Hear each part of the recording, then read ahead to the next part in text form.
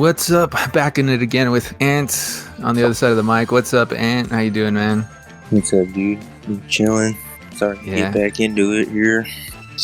Yeah, I saw that post. You said you were away for 3 months. Yeah, it's like you joined TX3 and then we're like, hit the brakes. Yeah, they kind of made it clear that nothing was really going on this year. Obviously, it's not really a surprise. So it's kind of good to take a break after going at it for like 2 years. Oh man, yeah. But everything's been healthy. You've been good amongst this virus era. Yeah, just started recently getting back into work. Things started opening up here in California. See if it spikes back up again. Yeah, I think it's gonna go up. I mean, obviously no expert. I'm not even an expert on driving, let alone a virus. But it seems like more testing's opened up, so we will see a spike. But I don't know if that necessarily means getting worse. We'll just have to wait. Yeah, Sydney this year was like the latest that trip could have possibly happened, because even while we were there in February, there was a cruise ship that had got quarantined in one of the docks. Oh yeah, I remember hearing about that. That's when everything really started to break out. Yeah, and back then people were like, I think it's not going to happen this year, guys. And some people were kind of like, oh, I guess you never know. But yeah, ended up not being a thing. It's so super weird because it was supposed to be the last year of the FIA contract and all that. And it was supposed to be the big boom, kind of like, I'm sure there would have been like PS5s and stuff in Monaco or stuff like that, We'll see if the FIA carries over to 7.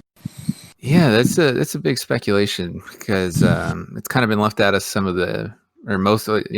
been left out of everything. We haven't seen any sign of FIA in the new trailer for 7 or anything like that. We have seen something talking about a world final, but I mean, I wouldn't necessarily mind it going on without FIA seal of approval. I mean, it'll definitely change things. There won't be the whole prize at the end where you won't get to go to the FIA gala and stuff like that, but as long as the racing's good. It's interesting to see in the trailer how they still kind of promoted the whole World Tour esports thing. Yeah, so they definitely seem to intend to keep it going, but I don't know at what kind of style, if it's going to change or anything. Right. Or someone else hops on board because they just lost Tag Heuer. Yeah, that's another thing. Tag Heuer, the watches. I mean, we're gonna need Rolex, someone to step up.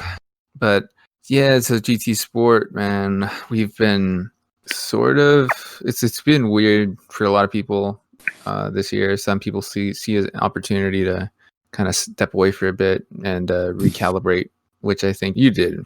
Yeah. And but now coming back into it. It's been 3 months, so a few updates have come out. Like we got the Mazda, we got some BOP changes and such. So, how do you feel after this long break? They just did the first race back yesterday. Kind of hard to put in perspective right now. Just after one race, you kind of got to get a couple going to really see where you're at with everyone, but it seemed good. Did better than I expected in the car. It was keeping up with MRs there at Dragon Trail Gardens. Feels pretty decent. Yeah, because you picked Mazda, right? So you're driving that new RX division. Yeah. Thing looks pretty handy, but from what I saw, not a lot of people really dug the way that it drives. It doesn't, I don't know.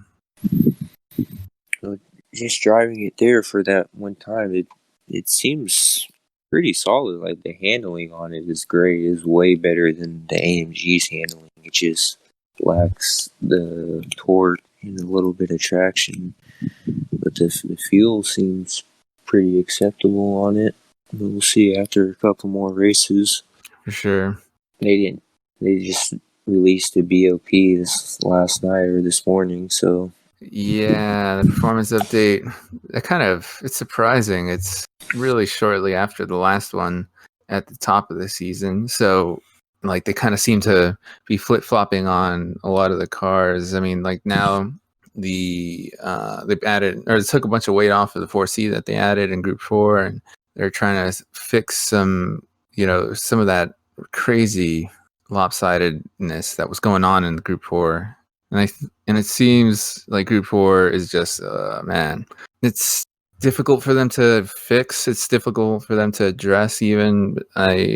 But this isn't the way. I mean, it just seems like, I don't know how these decisions come to be, but I don't know if it's ever possible at this stage to get it to a point that everyone would be happy with. Because you've been away since before the last BOP update, where things got crazy on the Group 4 side and things really changed. But do you think at this point, like, the BOP is just not salvageable, or?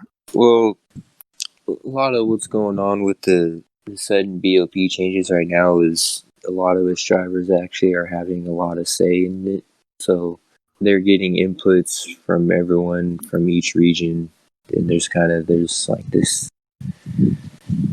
this little chat, so to say, that everyone has their input on. Mm-hmm.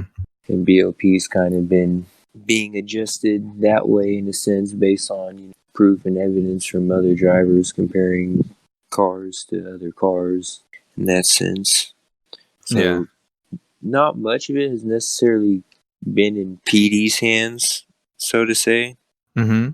They're kind of going off of a pool of opinions and kind of stitching things here and there and seeing what works, what's OP and what's not. Yeah, so do you think because the official season's sort of been called off that they're using this time as an opportunity to sort of experiment as well? Yeah, that's what it seems like. That's kind of how I envisioned this season would go. That's kind of why I didn't participate, because even in the first stage, coming into the second stage, there was a lot of controversy about like the manufacturer change and everything, and people were basically getting free points from switching the manufacturer, so to say. Yeah. And like were in contention to qualify without basically doing a single race in that car. So there's like a loophole or two that happened. Just all the changes with the slots and the criteria they had. It's just a mess. Yeah, I think It wouldn't seem fair to hold a season, or not a season, to hold a world tour based on such a roller coaster season. right. Yeah, so man, I can't imagine. That's something that a lot of people are talking about. Like, imagine if this was an official season, people would be stepping away left and right. But thankfully it's not, or unfortunately it's not. But I do feel they're taking the opportunity to do some experimentation, which could help. We may be in some kind of weird beta period, but the other thing though is we don't really know.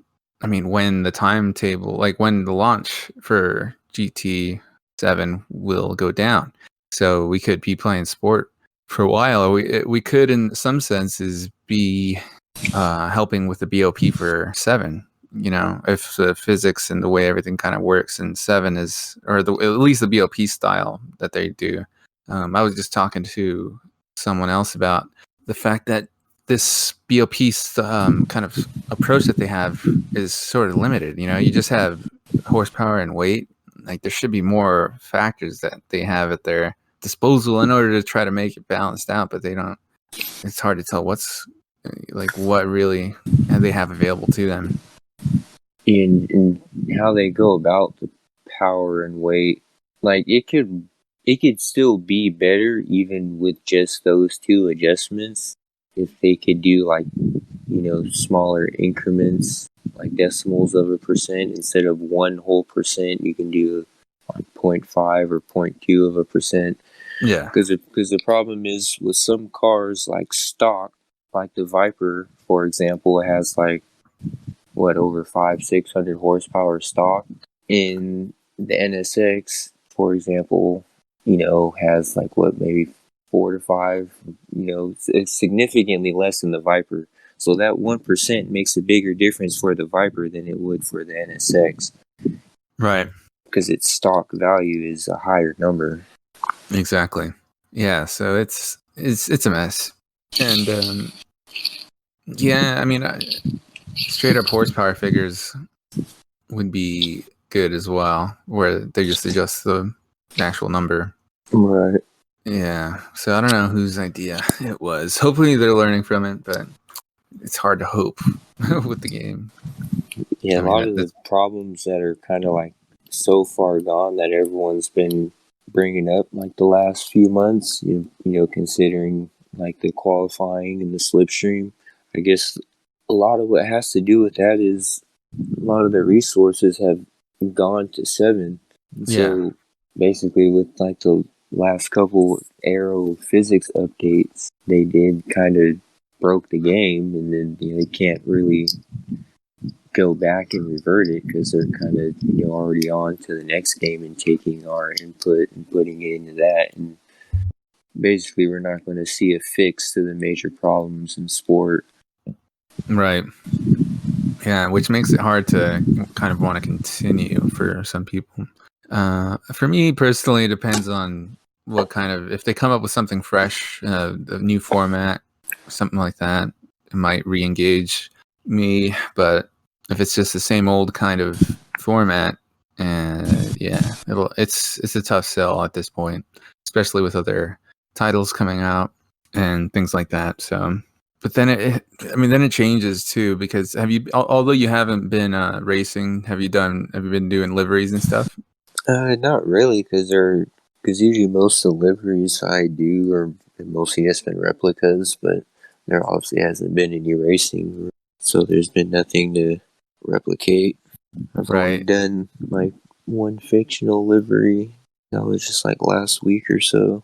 Just Yeah, that was I the one on needed your one Mazda. for the Mazda. Yeah, that's cool.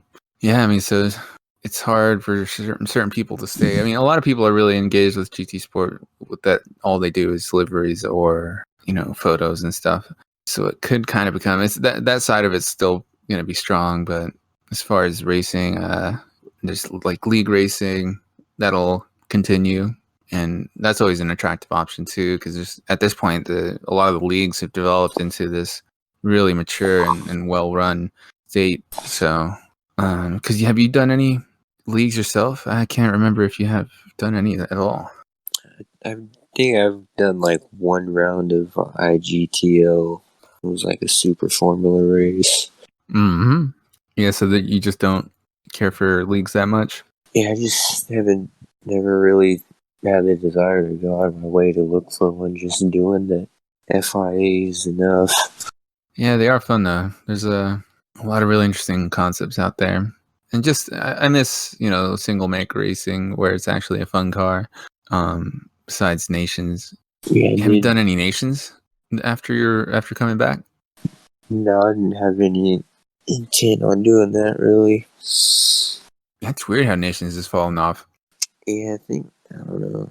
My main thing is just it always comes down to the Red Bull competition car.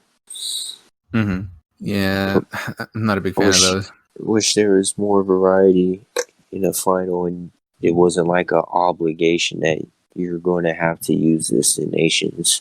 Yeah, because in Tokyo last year they did have the final be the that old school F1 car. The F1 was it 1000 T? Yeah, 3000. Mm-hmm. Yeah, that was a pretty cool race too. I dug that one. But yeah, I mean, they're cranking away at GT7, and we don't. Yeah, we can't expect much. Whoever's left to be, tuning the knobs and changing or flipping the switches and all that for GT Sports. Like, who knows how much support they have? PD is very secretive. There's no way to tell what's going on. Yeah, because even just being at their studio last year in Tokyo, like, you can tell they're only so big of a team. Yeah. So, but there's a lot of work. They have to do a ton of stuff to get the PS5 content on there now. There's so much more fidelity when it comes to the graphics, and And the tracks, I mean, that's one impressive thing about seeing Trial Mountain again was that you could tell there's just way more stuff going on around the track as far as trees and all that. Were you pretty excited seeing all the trailer stuff? Yeah, it looked pretty promising. Seeing a lot of the older features and stuff. Interested to see if it's kind of going to be like two split game modes. Like the main core of the game is sort of like what everyone is saying, kind of like a GT4 feel.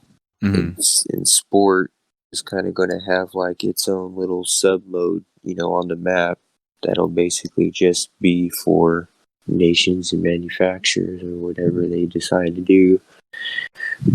Yeah, that That city way, map. You go ahead. it kind of diverses the casual player from the competitive player, because I think that's like the biggest problem with sport and their biggest misconception with like their quote unquote player count is like you have so many, you can't really, what's the word? You can't really determine how many casual versus like actual top competitive players there are playing the game. You know what I'm saying? Because a lot of people that are playing sport just want the casual Gran Turismo. They don't really care for the FIA competition side of things. And I think that's where a lot of their participation numbers are misskewed. But what about it? Just Randall and Coop? Yeah, me and Randall, we've been pretty close over the last year. Cooper just started recently hanging around, getting to know. We're all cool though. We all get along pretty well. Yeah, Randall's been doing really well. He's been really consistent. Yeah, he got pretty sure he got a TGT now. Yeah, recently over the last few months. Oh, I thought he's had one, but so you're saying he's just recently got one, huh? I don't know if that makes a difference. Yeah, do you feel like the TGT is very it makes you better in any way? I don't think any wheel necessarily makes you better. It's just for Gran Turismo, it helps because it's the same wheel we use at the World Tour. So when you go to a World Tour event, you're not having to spend time readjusting to something you've never used before. That's why I see using the TGT is really beneficial just to have at home. So you don't go to a World Tour and just like have to hop on something you're entirely not accustomed to, and like all your practice is basically thrown out the window. Yeah, but then you were there when they switched to Fanatic, right? Yeah, that was just for that one event in Tokyo, and that was garbage. Yeah, you weren't loving that one, huh? Mm-mm. I think maybe they didn't get the settings right, or I don't know. That was so strange. The wheel, the feedback, everything felt fine. It was just the braking, because if you go back and watch when I was in the car, I just completely blew the braking 2 times maybe. Right. The wheel felt fine. It's just the different pedal setup they had. I'm pretty sure they had some sort of brake mod on there, like some sort of rubber insert. I think they usually have load cells on that CSL Elite. I think it was the Elite. Yeah, I don't know if actual load cell pedals work the way they're supposed to within Gran Turismo. No, I think they kind of just act as a normal pedal regardless. Yeah, I've tested it at my friends, and I think it works. It just doesn't work like it should. Right. So yeah, something like that in between. Yeah, especially at a track like Panorama too. Oh man, yeah. Yeah, because you need to be able to use all kinds of braking, like trail braking and hard stomping, and the brake.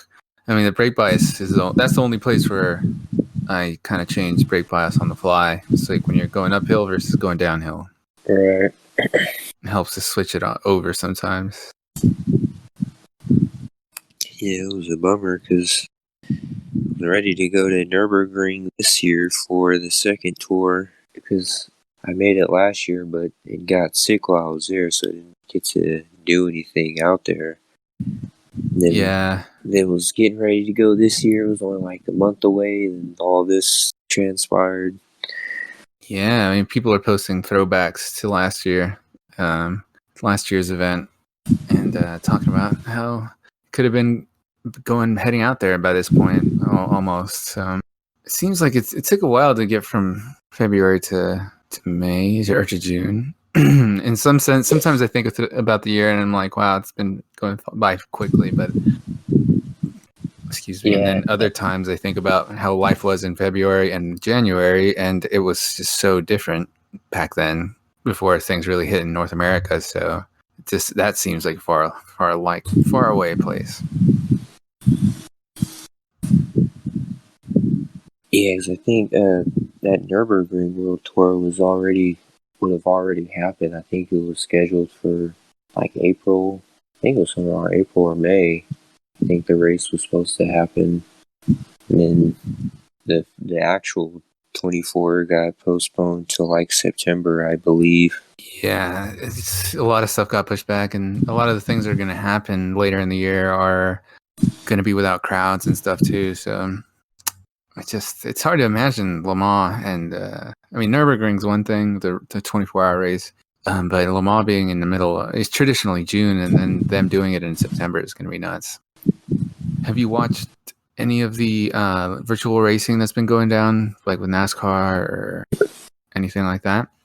Yeah, I really only followed the NASCAR series while it was going on. I don't really watch anything else. I watched the little Indy 500 race they had. A little controversial the Indy race was race. Good. Yeah, I liked NASCAR decided to try some different tracks than they could in real life too, which is nice because they did Monza, I think. I'm not sure. I didn't watch the first couple of weeks. I only started watching when they really started doing like the Pro Invitational. Yeah, and it was cool to see drivers in that series. I forget the name of the guy, but one of them was, I think it was Timmy Hill, maybe. Yeah, He was on I think he was on a G27, and he was kicking ass. Always good to see. It's just crazy that all these drivers that these guys that have tons of sponsors or money can just, guys that had never been into sim racing out of nowhere can just like snap their finger and get this insane like $6,000 rig set up, but it doesn't translate to speed. So they're still struggling. They're just struggling with a lot more debt, or I mean, it's a lot more expensive. Yeah, like I said, like we were talking about earlier, your equipment doesn't really make a difference. It's just a matter if you can get everything out of it, essentially. Yeah. Not everything out of it, just learning how to utilize it within the game. Yeah, exactly. Because you're capable of doing the same thing on any other wheel. It's not like you're restricted to certain physics from the game on a different wheel. It's just you feel certain things differently. Yeah, and if you practice enough, you'll definitely be able to reach the same potential. Just sometimes in certain games, having better detailed feedback and stuff can help faster, but it doesn't. The ceiling is kind of still the same. Yeah. Yeah, it's just a matter of how you take that feedback and understand it and translate it. Yeah, some people like a lot of feedback, and some people like little to like hardly any feedback at all. It's just what they're used to. It's just what they're used to feeling. I'm one that doesn't really like a lot of feedback. I have my torque set to 3 on Gran Turismo Sport. I keep it pretty low. I don't want it to kind of get in the way. Yeah, I've always been someone that likes it really high. I can't drive a low feedback. It feels too dumb. I don't know if it's just because I started using the wheel coming from drifting instead of racing. So I'm kind of used to like being really aggressive and throwing it around and whatnot. So I like having a heavy wheel rather something that's just kind of light. Yeah, well, one reason, like I said, is that I don't kind of want it to get in my way, so to speak. And then the other thing is I don't want to break my wheel. I'm always afraid of the wheel just wearing out. And over the years, I've kind of learned to take care of the wheel better. So But you haven't had bad luck, right? Have you had wheels die on you?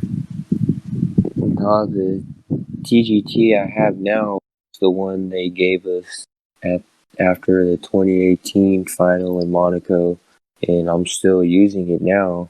Like I said, usually I run around 6 to 8 on the feedback and torque. I've then played games drifting on it, so it's been through some courses doing that. I mean, it's still fine. That's cool. But you do have that backup though too, right? From 2019. I never filled that one out because I was going back and forth with Thrustmaster whether or not I was going to be kind of like just a solo individual driver or joining the whole TX3 thing, which was what happened, and just getting equipment through them. But the backup I do have is a T300 RS. So it's not too far off from the TGT. Same pedals and everything. Yeah, T300 is good. That's what I have. Still dig it. Still works pretty well. No complaints there. Good to see if they'll kind of make 7 compatible with the TGT on the PS5, or they're going to come out with the new wheel. Dude, I'm gonna be so upset if they don't make these wheels compatible. I already went through that once. Please, not again. That'd be a great step, though, if they were. I mean, it seems like a lot of people assume that it should just work. These wheels should work in the next system. But if it does, I'm gonna be very pleased, and I'll be like, yes, that's different. Because I tend, to be honest, I expect them not to make them compatible, but I really hope they do. Yeah, kind of taking into consideration what they're saying about, like, even with the controllers, like just having the haptic feedback and the different, like the tension and the triggers and things like that. Like, if the game is able to account for all those details in the controller, imagine what kind of feedback we'd be feeling if it can get any better, Right. Yeah, it could be a new generation of wheel that comes out. That would be cool.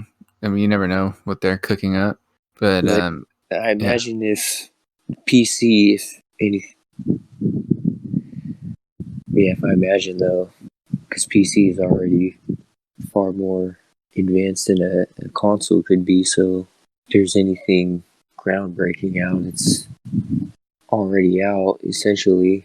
I guess our biggest thing right now is like the direct drive. Right. Haven't really been up on the wheel market lately. Well, Fnatic has a wheel that's direct drive on PlayStation that works with PlayStation. It's their Podium series, I think. But I don't know any. I think I saw someone on Twitter. I know I saw just the picture of them playing GT with it, but I didn't really read into whether it felt much better or not. So yeah, direct drive is crazy. It seems like it's a good thing. It's obviously the strength is higher and the responsiveness is supposed to be better. I've never tried one myself, but I don't know if it'll really make a difference in GT Sport. Maybe in 7, but it all depends. Yeah, I haven't tried one myself either. Let's see. There was so are you going to just be doing the manufacturer series, or are you going to try Super Cup?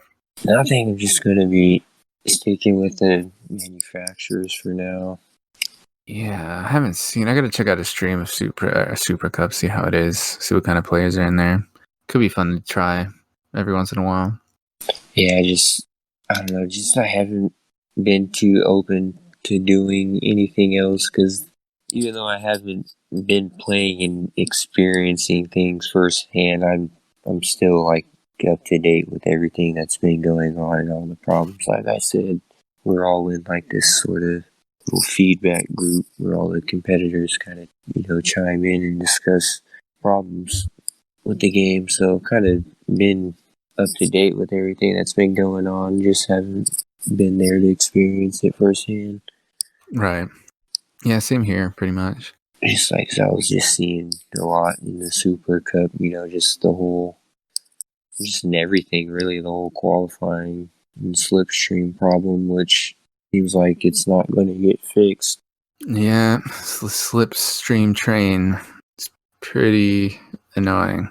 I really thought that one update was supposed to fix it, but it didn't. It did not. So Yeah, that it was doesn't. Going off what they were saying, it doesn't look like there'll be an update that will. So we're just gonna have to deal with it. yeah. Did you in the race that you did for this last one? Did you how did you approach qualifying? Did you stick yourself into a train of cars? No, I really wasn't too persistent on trying to like draft someone. I think in the first lap I actually did myself did like a 30 flat or like a 29, and now since there's no fuel where when you do a lap everyone just pauses and goes back to the pit, and so when I went back to the pit I just happened to be behind a couple of cars that just didn't happen to check up and try to play the cat and mouse game. Just got a little lucky with that, so to say. Nice. I mean, yeah, we'll see.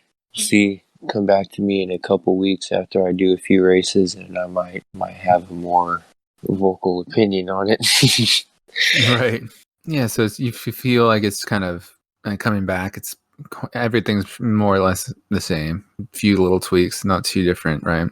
Yeah, like I said, I haven't been playing to experience like the last couple physics changes, so I can't really compare. I can't really point out what feels different, like what is different.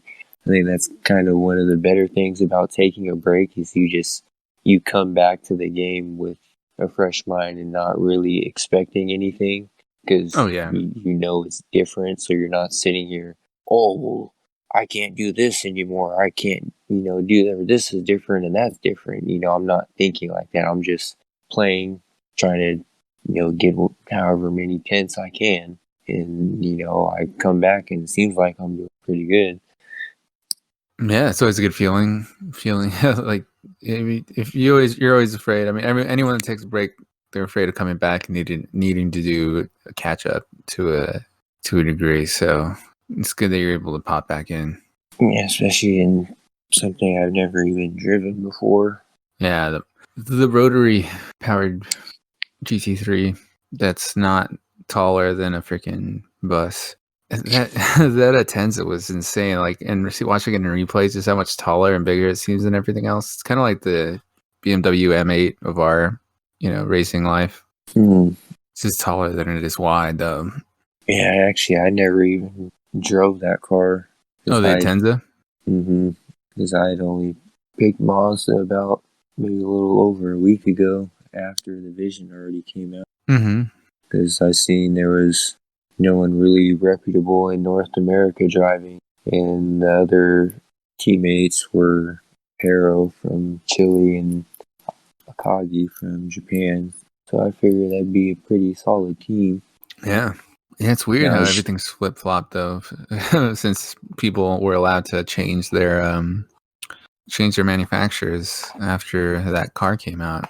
I was surprised at how many people just abandoned their points. Yeah, it's kind of perfect scenario for me. It's funny how even last year, like these seasons, they just work out for me somehow. Like I don't know. Like last year, I remember it just worked out. I got a couple good scores early in the season, and I didn't really have to stress off like the 36s and 40s for like the whole year almost. Like things that just end up working out ideally, just like with this season, for example. Even though I didn't compete for all the first stage and like half of the second stage, it seems like the first stage they're not really going to consider for any like world tour or anything like that.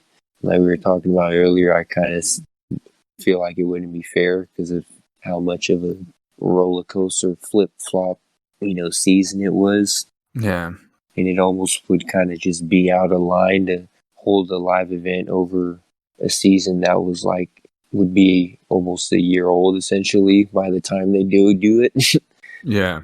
So the first stage probably isn't really going to be considered for everything, and then I was just using the second stage basically just to get my points up so I can get S for the third stage, and then should be able to compete for the top 3 spots. Top 3, you mean like for the manufacturer itself? Yeah. Yeah. It's I guess there's a lot of speculation there. Stage 3, and I don't know. I don't think I think any of these stages that are going down at this part of the year are going to be. They're not going to be as valid as if just because there is so many people not participating and or whatever. They'll be able to reward dedicated people, but things are going to be. Yeah, I don't know. It depends on whether or not they do another season to kind of make up for this later this year or not. Yeah. It'll be such a long wait between now. I mean, the third stage being done in September, right? Yeah, so like if you were saying if the FIA contract was supposed to be up, I imagine this would be the last FIA season, and I would hope if this was coming to an end, that 7 would be waiting at the door for us, Mm-hmm. if they plan to keep like this audience and what they have going here with the live event. Right. Yeah, it's really hard to tell. I don't know. They must be scratching their heads too, kind of trying to figure out what would be best as far as which seasons count, whether they should do a whole new one, or if they should just treat this as a sort of not so much an exhibition, but more of a test for a lot of different things. I mean, BOP and all that stuff. So yeah, I was just going to compete for the third season for whatever it was worth. Like I said, climbing back into contention didn't seem too difficult. Like after just doing the one race, I'm already pretty close to being having the third best spot for Mazda. So it doesn't seem like there's really the best competition really isn't out there right now. It seems like everyone's kind of just up in the air. yeah, I mean, some people like it that way too. But I'm just going to compete for the third season for whatever it was worth, because Randy was saying they gave him a Sony TV for being like top 2 or whatever in the nations. Oh, really? That's awesome. After stage 1, yeah. Oh, that's super cool. And you said Randall got it? Mm-hmm. And they sent out 200 of them, huh? Damn. No, not 200 TVs. Just I think the top 2 and top 3 in nations. Yeah. Oops. Because Defson, I think he won the stage, and I think Randy was second. So I imagine if Randy was saying he got one, Defson and then that's pretty cool. 2, or at least the podium. Yeah, just like how they usually announce at the end of the stages, they usually announce the top 3 guys and how many points they got on the little news feed. Right. Yeah, I think that's a really cool move. I was expecting something like that to go down, even though it said no prizes. I think they were just referring to trips, but they can still hand out some free hardware. Yeah, that's kind of what I was just going at the third stage for whatever. Right. Yeah. But I was thinking too, like, I don't know, is it like entirely legal for them to say that there are going to be prizes? Like, is it legal? Like, is it globally a legal thing? Like, within all, countries and their laws that they could compete, like, online for, a prize, essentially? Because I know, like, even in some states, there's prize laws and things like that. Yeah, like Arizona is pretty bad with that. So I don't know if that's why they say there's no prizes, because it's just more of a legality thing. But even though they're giving prizes, under cover. Right. I don't know. So maybe, there's workarounds and stuff all the time. Maybe the email that they got was from some weird, like, where, the Sony television division, we're not related to Right. Gran Turismo, but we just noticed you're doing great, so here. But yeah, it's worth doing workarounds to make sure that happens. But that would make sense though, because just like with the wheels, like we got an email from Thrustmaster, not necessarily PD, because it's not like the whole year they were saying, oh, you win a TGT at the end of the year, right? Yeah, that would have changed things a little bit, but yeah, there's ways around the laws and stuff, and they have to pay tax. The only thing is for sure you have to pay a little tax on it. So they send you a little tax form of some kind. But you just pay the tax and you get that TV. Yeah, I imagine it'd be the ones that they use at the events for us. Yeah. 4K, nice little 4K TV. Yeah, I still haven't messed with the 4K. I don't know. I just don't. I guess I do want to get like a little 4K TV, like a 32 inch or something. Just because I had a nice 1080p 32 inch, but it broke. So now I'm using a computer monitor, and it's good, but I don't know. I've always played GT on a somewhat bigger screen, like at least a 36 inch. And I'd always have it close. The 4K definitely makes a difference on Gran Turismo graphics wise. Like, I know Gran Turismo doesn't it's upscaled, and you notice a difference on a 4K screen. Like, the graphics are better. You see a lot more detail. Right. I don't know. Like when I played them, when I would sit in the chairs and stuff in regionals and then New York and stuff, I don't know. It's something that didn't really hit me. Maybe it was because I was in that environment, but I'm all about like I don't really care if it looks too great or whatever, or that much sharper. I just want it to be responsive and free of input lag as much as possible. Mm-hmm. Yeah, because I'm kind of a picky person, like on visually, not necessarily like, oh, the game has to have like the best graphics, but it's more so I notice most things people wouldn't. Like there's some people that can't even tell the difference between 30 and 60 frames. What I'm saying? But it's just, there are those little things that I notice, like kind of as a designer, making liveries and things like that. Like graphics make a difference to me. For sure. Yeah, they're important. And I definitely notice it on Gran Turismo. Like, if playing it on 1080 is like, it's terrible to me. Oh, yeah? It's crazy. Yeah, I have to check it out again to see how I feel about it. Are you going to be getting or trying out the Assetto Corsa Competizione? Yeah, we'll see how it is after a month or so. Watch some reviews, see what the mass breakdown of it is. I usually don't like just jumping into something right away. Right. There's kind of like a mixed bag on it. I might just go ahead and hell of it. If it ends up being more sim or arcade like, who knows? Yeah, I definitely think it'll be quite close to their PC version, as long as. But there's this weird debate about. Well, it's not a debate. I mean, we have a history with AC on PS4 being a port and it being 30 frames a second, I think it was, or just inconsistent, and people felt it in the physics. So we're gonna have to wait and see how people, how they feel with the 30 frames lock. Yeah, because I did play the first Assetto Corsa that came to PS4. Not seriously though, like I didn't race on it or do anything like that. I kind of only just went on it for drifting, messing around. Yeah, it's a great drifting sim for sure. There's a ton of mods and people make custom tracks and stuff. It's pretty awesome for that. Put down some cones. What are you sort of going to be trying first, or what sort of things are you going to be looking for in the sequel besides the obvious, esports stuff?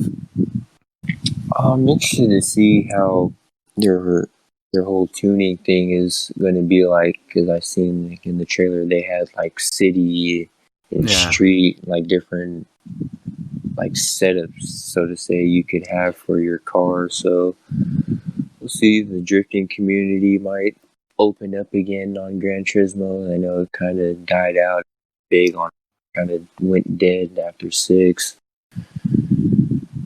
That looks pretty interesting. I've always been a fan of the used car lot. And I'm sure their livery editor will be even better. Yeah. Used cars can be interesting. I mean, I guess that sort of says that they will have a lot of cars. I'm thinking at least 500 plus.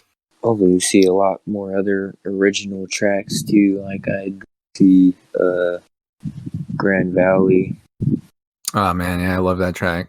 I've been playing Tourist Trophy. Did you ever get down on that one? No. Oh man, I highly recommend that game to anyone like yourself and how I was as well, where I never got to play it, but I played through all the Gran Turismos. Because when you get back to it, it's a badass riding simulator, but it's like this one of the greatest track lists in any Gran Turismo, or any game that Polyphony's ever made, because it takes all these classic game tracks from like GT4 and 3 and the history of Gran Turismo and adds in all the real life tracks as well that are solid. And then you have Valencia as well, which wasn't in any of the GT games except for GT PSP. And it's just so fun. Like they did such a good job at making you like motorcycle feel, dynamic and all that stuff. So it's just really good. No surprise.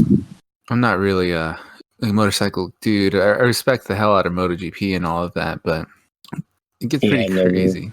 Never was interested in long bikes at all either.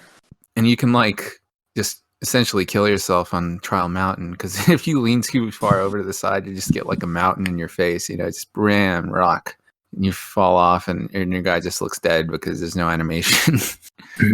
I mean, he slides and stuff, but he's not like, he just looks like his arms got completely stuck. But there's a bunch of cool bikes in that game, and yeah, it's worth the $10 if you can find it in like a used game store. Mm. And I was playing GT3 as well, and goddamn, yeah, that's tough, man. Getting licenses in that game, getting golds is freaking difficult for me. I don't know if there's some aspect of the handling that I don't really have down, but it's fun just going through those license tests. I haven't done GT4 yet, but it seems like GT4 would be more forgiving. I just, as soon as I kind of got stuck on a license test, I started looking up the wheels, because there's a driving force for that game. Because I was just like, no, I can't handle this controller anymore. I feel like the shitty driver. I need to have a wheel. Yeah, I haven't gone back to any older Gran Turismos in a while.